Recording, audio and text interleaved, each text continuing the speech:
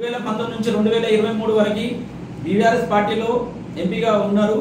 ఆ పార్టీలో ఉన్నప్పుడు 2003 ఎలక్షన్ కి ముందు ప్రతి ఒక్క ఎమ్మెల్యేకి తన ఎంపీ ల్యాడ్స్ నిధుల నుంచి 5 కోట్ల నిధుల నుంచి ప్రతి ఎమ్మెల్యేకి ఎంపీ ల్యాడ్స్ నుంచి 70 లక్షలు ఇవ్వడం జరిగింది.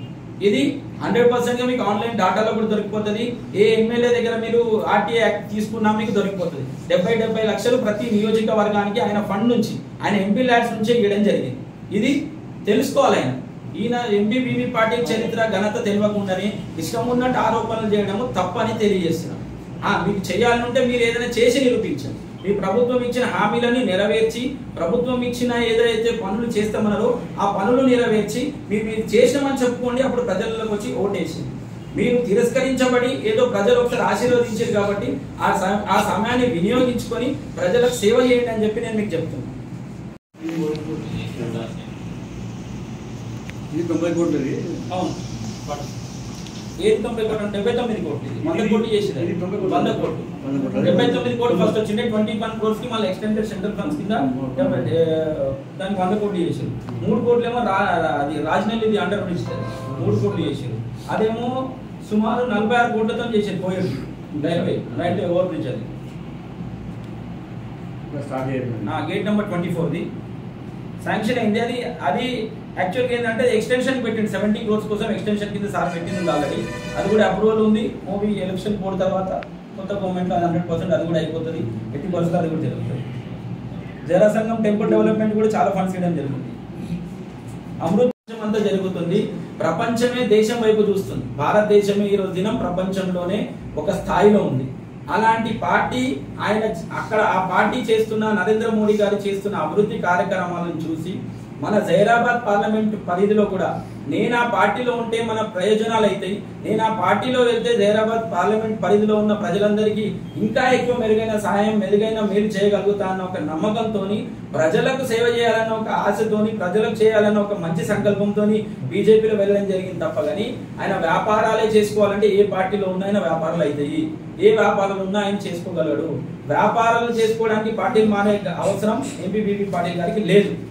ఆయన 2014 నుండి వ్యాపారస్తుడు చేసి 2014 నుంచి ప్యూర్లీ ఆయన రాజకీయవేత్త, సర్వీస్ ఓరియంటెడ్ మనిషి, ప్రజల సేవలోనే ఆయన ఉన్నాడు.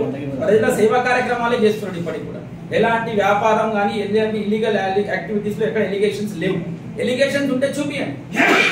ఎలిగేషన్స్ లేవని చెప్పేసి ఎవరో చేసినాయి ఎంపీబీవీ పాటిల్ మంచి చేసిండు, ఎంపీబీవీ పాటిల్ చుట్టం చేసిన ఒక చిన్న ఎలిగేషన్ చేస్తుంది. కానీ నిజానికి ఎంపీబీవీ పాటిల్ పైన ఎలిగేషన్ దొరుకుతలేవు.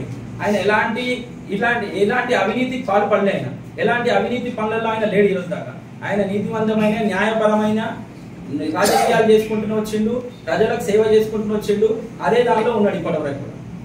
జగన్మోహన్ రావు అనే వ్యక్తి తను టీడీపీ, టీఆర్ఎస్, కాంగ్రెస్ 3 పార్టీలు మారిండు.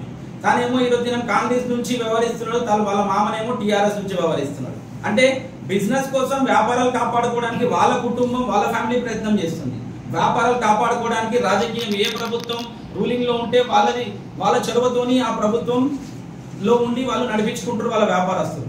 గత టీఆర్ఎస్ బీఆర్ఎస్ ప్రభుత్వంలో ఉన్నప్పుడు, గవర్నమెంట్ వాళ్ళ బీఆర్ఎస్ రూలింగ్ ఉన్నప్పుడు వాళ్ళ మామ ఆల్రెడీ దయాకర్ రావు గారు టీఆర్ఎస్ పార్టీలో ఉండే, అక్కడ ముఖ్య వ్యక్తిగా పార్టీలో కార్యక్రమాలు పోషిస్తుండే. తను ఈయన చెడు వాడదోడుగా ఉంటూ ఈయన వ్యాపారాలు ముందుకు నడుపుకుంటుండే.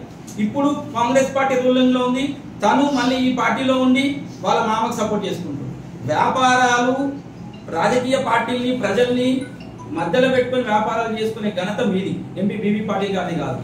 తాను సేవా దృక్పథంతోనే ఈరోజు దినం రాజకీయాలకు వచ్చిండు.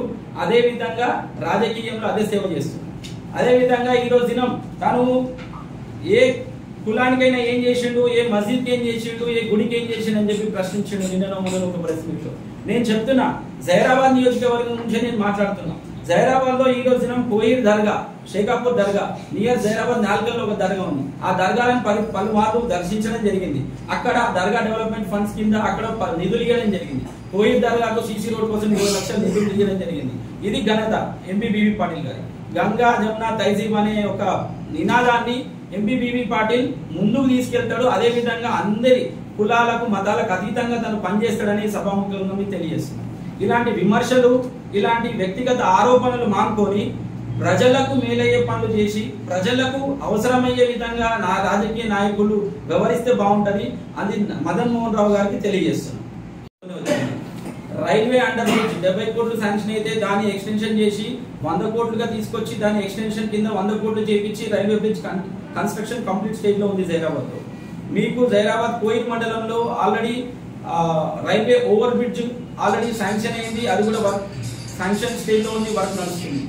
అదే విధంగా ఈ రోజు దినం జైరాబాద్ కోసం ఎన్నో అభివృద్ధి పనులు చేసిండు, కేంద్రం నుంచి ఎన్నో నిధులు తీసుకొచ్చి అభివృద్ధి పనులు చేయడం జరిగిన ఘనత ఎంపీ బీబీ పాటిల్ గారు. అదే ఆయన ఎల్లారెడ్డి నియోజకవర్గంలో కూడా చాలా అభివృద్ధి పనులు చేసిండ్రు, సీసీ రోడ్లు వేయడం జరిగింది, అలాగే పాఠశాల అభివృద్ధి పనులు చేయడం జరిగింది. ఆయన ఆ నియోజకవర్గంలో తిరిగి చూస్తే తెలుస్తుంది. అది కాకుండా ఆయనని వ్యక్తిగతంగా ఆయన ఓడించిన అన్న ఒక నిరాశతోని ఆయన బీబీ పాటిల్ గారిని టార్గెట్ చేస్తూ ఈయన బీబీ పాటిల్ని విమర్శించడమే ఒక పనిగా పెట్టుకుంటారు. ఈ విషయం పక్కకు పెట్టి ప్రజలకు అవకాశం ఇచ్చింది ఈరోజు దినం ఆయనకి. అవకాశాన్ని వినియోగించి ప్రజలకు సేవ చేయాలని ఒక మంచి ఆలోచన ఉంటే ఆయన ఈరోజు దినం ఆయన ప్రభుత్వం ఈరోజు దినం రాష్ట్రంలో ఉంది కాబట్టి ఆయన ఇచ్చిన హామీలను ఎంతవరకు నెరవేర్చిండు, ఆయన హామీలు ఎంతవరకు తీసుకురాగలిగిండు ప్రభుత్వం నుంచి. రైతు బంధు ఏమైంది, రైతు బీమా ఏమైంది, ఈ రోజు దినం రుణమాఫీ ఏమైంది, పిల్లలకి ఈ రోజు దినం ఫ్రీగా ఏదైతే ఉన్నాయో జాబ్స్ కోసం అని చెప్పేసి అప్లికేషన్ కూడా ఈ రోజు దినం అమ్ముకోవడం జరుగుతుంది డబ్బులతో సహా డబ్బులు. కాబట్టి ఈ రోజు దినం ప్రభుత్వం నుంచి ప్రభుత్వం మెడల్ నుంచి ఈ రోజు దినం పనిచేసే తీరు వదిలేసి ఒక వ్యక్తిగతంగా బీబీ పాటిల్ని టార్గెట్ చేసి బీబీ పాటిల్ గారు బిజినెస్ మ్యాన్, బీబీ పాటిల్ గారు బిజినెస్ కోసం ఇచ్చిందంటే బీబీ పాటిల్ గారు బిజినెస్ గురించే రాజకీయంలోకి వస్తే ఆయనకి అవసరం లేదు రాజకీయంతో బిజినెస్ చేసేది. ఆయన ప్యూర్లీ వ్యాపారస్తుడు ఉండే ఆయన ఈ రోజు దినం రాజకీయంలోకి వచ్చినాక సేవ రూపంలోనే ప్రజలలో ఉన్నాడు, 10 సంవత్సరాలు ప్రజలలోనే ఉన్నాడు. మీలాగా ఎలక్షన్ అయిపోయిన తర్వాత సూట్ కేసు చదువుకొని టూరిస్ట్ లాగా 90 దేశాలు తిరగడానికి ఎక్కడ పోలేదని ఈ రోజున ప్రజలలో ఉండి ప్రజలకు సేవ చేసిన ఘనత ఎంపీ బీబీ పాటిల్ గారు. ఈ రోజు మీకు అవకాశం ఇచ్చిన పనులు చేసేది పక్కకు పెట్టి విమర్శలు చేసుకుంటూ మీరు చెప్పిన అబద్ధ హామీలు ఏ ఒక్కటి నిరూపించలేకపోయినరు, ఏ ఒక్క అబద్ధ హామీ ఈ రోజు దాకా ముందుకు తీసుకొచ్చి అబద్ధ హామీలు ఏవైతే ఇచ్చిండ్రో వాటి గురించి కొట్లాడలేకపోతున్నారు, ఆ హామీలను నెరవేర్చే దిశగా ముందుకు పోలేకపోతున్న ప్రభుత్వం మీది, మీ యొక్క చేతకాంతనం.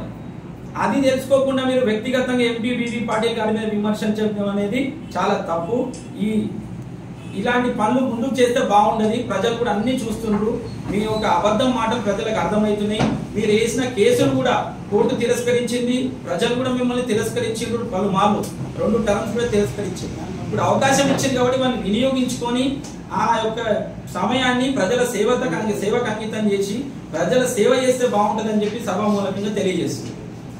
5 సంవత్సరాల నుండిగా జరుగుతున్న విశేషం అందరికీ తెలిసిన విషయమే. మదన్ మోహన్ రావు అనే వ్యక్తి 2014లో ఎంపీ బీబీ పాటిల్ చేతుల మీద ఓడిపోయి మరియు టీడీపీ పార్టీ నుంచి తను పోటీ చేసి అలాగే టీడీపీ పార్టీ నుంచి ఓడిపోయిన తర్వాత మళ్ళీ టీఆర్ఎస్ పార్టీలో జాయిన్ అయ్యి టీఆర్ఎస్ పార్టీలో ఆయన 2 నెలలు 3 నెలలు ఉండి మళ్ళీ అక్కడ నుంచి కాంగ్రెస్ పార్టీలో వెళ్ళి కాంగ్రెస్ పార్టీ నుంచి టికెట్ తెచ్చుకొని కాంగ్రెస్ పార్టీ నుంచి బరిలో దిగి మళ్ళీ ఎంపీ బీబీ పాటిల్ గారి చేతిలో ఓడిపోయిన అనే ఒక నిరాశతో ఓడిపోయిన అనే ఒక కోపంతో ఆయన అవాస్తవ కేసులు ఎంపీ బీబీ పాటిల్ గారి మీద వేయడం జరిగింది. వాటికి ఆయన వేసిన కేసులకే ఈరోజు దినం న్యాయస్థానం న్యాయం చేసింది. న్యాయం అనేది కొద్ది ఆలస్యమైనా సరే ఈరోజు దినం న్యాయం నిరూపణ అయింది. ఆయన వేసిన ఏదైతే కేసులు ఏవైతే ఉన్నాయో అన్ని అవాస్తవం అని చెప్పి ప్రజలందరికీ అర్థమయ్యే విధంగా న్యాయస్థానం ఎంపీ బీబీ పాటిల్ గారికి తీర్పు చేయడం జరిగింది. అదే విషయం మదన్ మోహన్ రావు అనే వ్యక్తి అవాస్తవాలు చాలా మాట్లాడుతున్నాడు ఎంపీ బీబీ పాటిల్ గారి గురించి. తను ఏం చేసిండు, తను 10 సంవత్సరాలుగా ప్రజలకు అందుబాటులో లేడు, ప్రజలకు ఎలాంటి సేవ చేయలేడు, ప్రజలకు ఎలాంటి ఒక రూపాయి లబ్ధి చేసే పనులు తీసుకురాలేడు నియోజకవర్గం గురించి అని మాట్లాడుతున్నాడు. అదే మదన్ మోహన్ రావు గారికి మేము చెప్తున్నాం, తెలియజేస్తున్నాం. తను మదన్ మోహన్ రావు గారు ఒక టూరిస్ట్ రావు. ఆయన టూరిస్ట్ లాగా వస్తాడు, ప్రతి ఎలక్షన్లో నించుంటుంటే వెళ్ళిపోతుండే. తనకు ఇక్కడ జరిగిన అభివృద్ధి గురించి ఏం తెలియదు. ఆయనే నిన్న ఒక మీడియా సమావేశంలో చెప్పడం జరిగింది, నేను 90 దేశాలు తిరిగి వచ్చిన అని.